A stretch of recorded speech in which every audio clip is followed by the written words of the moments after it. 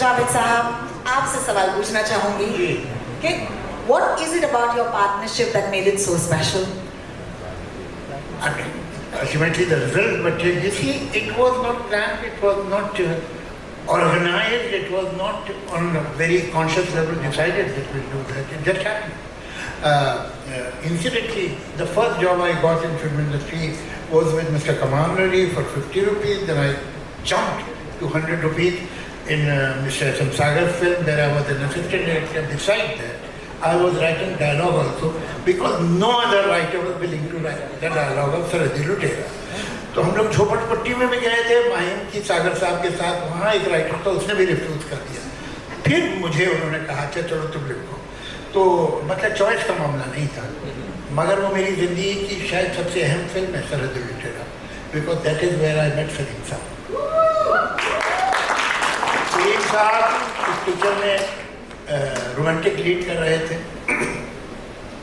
और मैं डायलॉग लिखता था और मुझे इतना परेशान करते थे वो डायरेक्टर साहब और प्रोड्यूसर साहब कि मैंने तय कर लिया था इसके बाद मैं ही लिखूँगा। मगर मुझे कॉन्स्टेंटली जो हिम्मत दी और एप्रिसिएशन दिया वो सलीम साहब ने कि आप अगर इस पिक्चर में ऐसे डायलॉग लिख सकते हैं तो आप सोचिए कोई ठीक पिक्चर होगी तो आप क्या करेंगे, आप राइटर बनिए।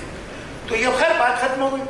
उसके बाद इत्तेफाक है कि मैं बांद्रा आ गया एक दोस्त के यहाँ और उसके साथ रहता, किराया वो देता था, मैं रहता था।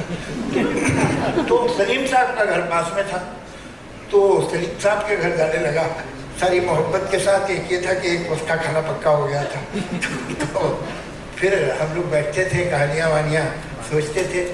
एक दिन हम बैठे थे कि वही सागर साहब जिन्होंने सरहद लुटेरा बनाई थी, जिन्होंने हमें इंट्रोड्यूस करा, वो आ गए और उन्होंने कहा भाई एक शॉर्ट स्टोरी है और तुम दोनों जो है वो उसका अगर स्क्रीन प्ले बना दो। तो हमने कहा ठीक है, कितने पैसे देंगे आप? तो उन्होंने कहा 5,000। तो आइए, मेरा तो एक हार्ट बीट मिस हो गया। तो हमने कहा ठीक है। तो हमने 14-15 दिन में वो स्क्रीन प्ले बना के उन्हें दे दिया। ये घोस्ट राइटिंग थी, हमारा नाम नहीं था पिक्चर। लेकिन वहाँ एक सुधीर वाही थे जो अभी भी शायद आपके टच में है।